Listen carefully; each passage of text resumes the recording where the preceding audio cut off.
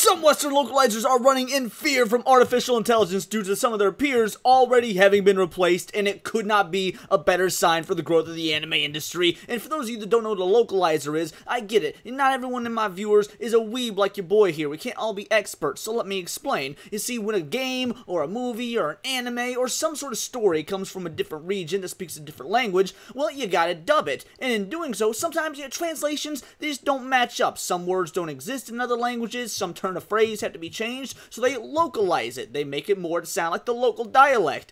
Except in the case of a lot of modern, Eastern releases getting put over to the West, they make a whole bunch of arbitrary and frankly political, social, and agenda-driven changes, and now we may finally be seeing that put to rest. Welcome back to Words of Paradise. I'm your host, Leon Idol, and it is so fantastic to see, and I want to just share with you guys the great news as well as the drama following these, localizers who consider themselves true artistes on Twitter. Before we do, hit that subscribe button. We're trying to make a big push for subs in 2024 because we have had an explosive 2023 as the first year, so I appreciate if you hit that button. But let's get into this. We got Katrina Lena Dukakis, or however you would pronounce that here. She is one of these localizers, by the way. I don't have words for how embarrassing and disappointing this is. Instead of paying a human to do a quality job, they're using AI to get a mediocre product for free. I think this is how little they think of English-speaking audiences, of translation. For shame. Well, for one, you're not translating, you're localizing. You're giving yourself too much credit for translation. And for some of you that are watching this and think, hey, AI is a bad thing, it's taking people's jobs. Now, hold on. There's an argument there. In theory, yeah, you could talk about how that's a negative thing. But if we're having these AI robots replace a bunch of, weird whack jobs who want to force social and political things into anime when the viewers aren't asking for it, that's going to draw a different story. I'm A-okay with C-3PO taking these type of individuals' jobs. But let's not just look at her. Let's take a look at some other localizers. We got Kaylin Sosdo here. Imagine preferring something with results that will definitely be wrong and bad over once in a blue moon seeing a line about a woman or a gay person or some other nonsense that makes you mad for simply existing. So, completely miscategorizing the argument here. The problem that many of us weebs have is that they completely change the context and the meaning, even if it's not for any sort of woke agenda purposes or whatever, of so many lines of dialogue in whatever they're translating. Or they use weird, hip, modern lingo like sus and things to that effect. In fact, I have a couple examples I'm going to show you after I, lay out what these individuals are complaining about. But point is, she's miscategorizing the argument to make their side sound better, when obviously that's a very typical tactic of individuals like these. Remember, they don't give a shit about translation accuracy. It can be inaccurate as fuck, and they will never care. They will only care when the perceived inaccuracy collides with their conflicting worldview. Then they suddenly care a lot about accuracy. Is she trying to claim that weebs don't care about accuracy? Weebs, the individuals that have complained about every single attempt at a live-action adaptation, be it of an anime or a video game, or they complain when anime deviates from the manga. You're saying that the individuals that screech online about deviations from the source material don't care about accuracy? Why would we throw all these fits about things like Dragon Ball Evolution, frankly, to use your word, simply existing, if we didn't care about accuracy? That is such an inane argument and completely goes against anything that anybody knows about hardcore dedicated otaku. But what about this right here? So we got Chisei, a supposed ex-Capcom and Nintendo localizer, proudly admitting to taking matters into their own hands. Now let's take a look at what this supposed localizer had to say. I've had to take matters into my own hands with some pretty sexist jokes, not even coming from villains or characters already set up as terrible, and I don't regret it. A lot of this text is written by 50-year-old men, and you get some dust in there. It helps no one to keep it. Ex-Capcom, ex-Nintendo, ex-Q Games, ex-Platinum wrote Non-Non-Galaxy and localized the Tomorrow Children, Soul Cresta, Bio 3, still tired. They're out here saying, hey, these artists that have worked hard to bring you a story, to craft a video game, craft a manga, craft an anime, whatever it is that needs to be now brought to the West to expand its audience. If you're an artist and your art is getting brought to a different region, you would want that art to remain as close to what you envisioned as possible, because that is your art. That's what you want the world to experience. Not have a bunch of crazy lunatics who think they can put their own interpretation of your art into whatever it is they're doing just for some social political clout. And you see this all the time. I've brought up some brilliant examples. Right here, What? Did I just start mansplaining fashion to a literal pro model? Now, I don't know too much about what was said in the Japanese there. Believe it or not, I actually did take 2.5 years of Japanese. I used to be very conversational, so I actually was able to watch anime with, I would keep the subtitles on now and again just to make sure I'm understanding it, but I would, a lot of times I would watch it with the subtitles off, and I could get the gist of what was going on. I was not fluent. I could not tell you word for word what was being said, but I could understand enough of what was going on to watch anime without subtitles. This sort of thing was not happening in the vast majority of anime that I was watching, at least in 2014 or so when I was taking these lessons. So, yeah, I don't imagine that the artist had I don't even know if there's a Japanese word for mansplaining, but even if there was, I don't imagine the artist probably wanted mansplaining, such a modern, hip word for a very certain political group to be in their art. But if that's not enough for you, I get it, this was probably a little bit hard to see, but this one has nothing social or political about it. There's nothing woke about this, but tell me if this sounds Japanese. I get the image is blurry, but you're gonna notice, it's very fantasy. You got this sort of like Dragon Girl, you see all these, Eastern European towers and castles. You too, whiz boy, who the heck falls asleep in the middle of the road? Talk about a bruh moment, am I right? You're telling me that individuals who are wanting some, anime high fantasy want to hear this Dragon Girl say bruh and am I right? I-M-I-R-I-T-E.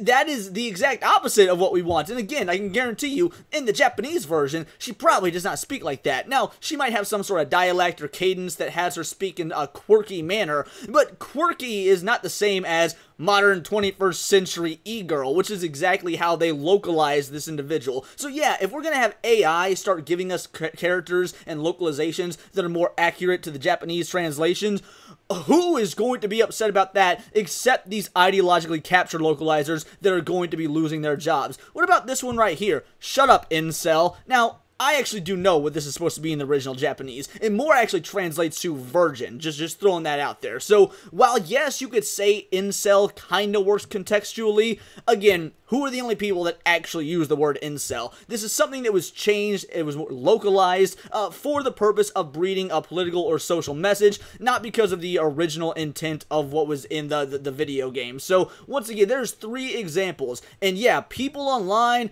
are loving it. Any localizer who fancies himself an artist should go make their own creations instead of overriding the creativity of Japanese writers. Translation isn't art, it's faithfully portraying a foreign author's work in another language. And that's exactly right. That's all we're asking for. There's a lot of things that I don't like about Dragon Ball Z Kai. Because I grew up with the Funimation Dragon Ball Z, I much prefer, certain aspects of that, from the animation to the original cast. However, I must admit, it is far more accurate to the source material in terms of the actual translation used, because in the 90s, Dragon Ball Z, they actually really altered and censored it because they didn't think that style of Japanese writing would hold the attention of kids in the West. They completely and fundamentally changed certain characters just because they wanted the characters to have more Western outlooks to be appealing to the children in America. So, yeah, I do prefer Dragon Ball Z Kai if I'm watching it in English. But you want to know what else I do?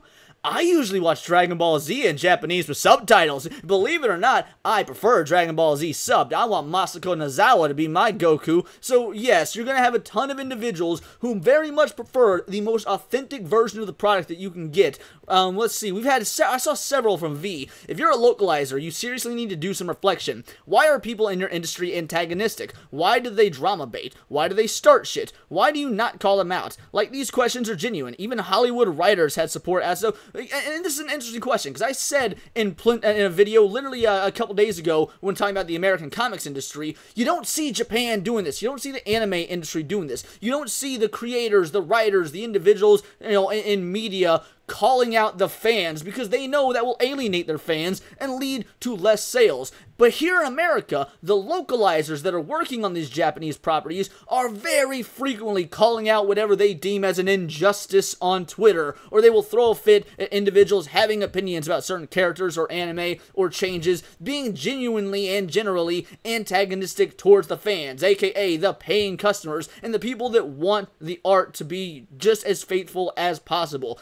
We got Rybio here. Be localizer scum. Do a shitty job translating. Fans point out their shitty translation. Attack the fans. Get replaced by AI. Instead of actually doing their job to avoid getting replaced, attack the fans harder. At this point, they're just speed running their own doom. I mean, whatever argument you want to make for AI replacing these localizers, for AI stealing people's jobs, if this is what they're going to be doing, if we as the fans have spoken up time and time again saying we do not want this, we do not appreciate this, you are not localizing, you are bastardizing, and they refuse to change their ways for us, the paying customer, and of course the fan, don't you think it might be worth it to have C-3PO and R2-D2 decide to take over their jobs? I mean, to me, it's kind of a no-brainer. But what else we got here? Total localizer death. Your options are the door. Let me tell you, weebs, we don't mess around. We got a very particular set of art, and we like our art a very particular way. As you can see by the firestorm this is causing on Twitter. I'm sure many of you saw the Asmongold video that was talking about this. That's sort of what brought it to the forefront. But even if you didn't see it, even if this is your first time being introduced to this,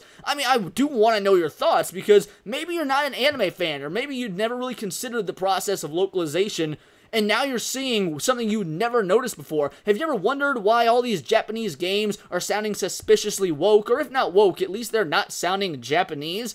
Well, it's because they probably did in the original version, and now you're getting some weird version that uses word like sus.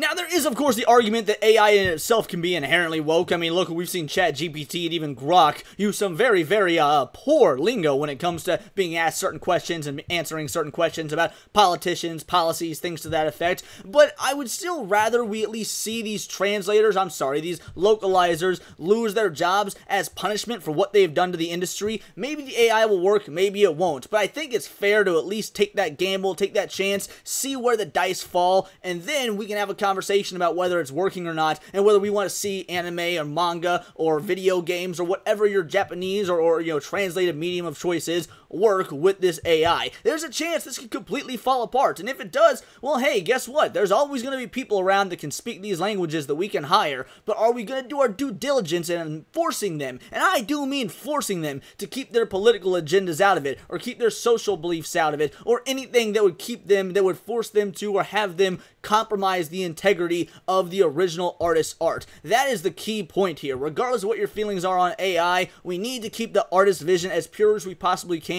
and we need to keep these psychos from infesting nerd culture, and that's why gatekeeping matters. But that's just my opinion. Let me know yours in the comments down below, or let me know on X, where you can find me at BoltTheWord, and please do subscribe. I am a nerdy news channel. I cover nerdy news every day, not always about anime or manga, but movies, video games, Magic the Gathering, music. Check me out on Instagram at wordsofparadise_Leon, and remember, it's all here in the nerdosphere, and this has been Words of Paradise.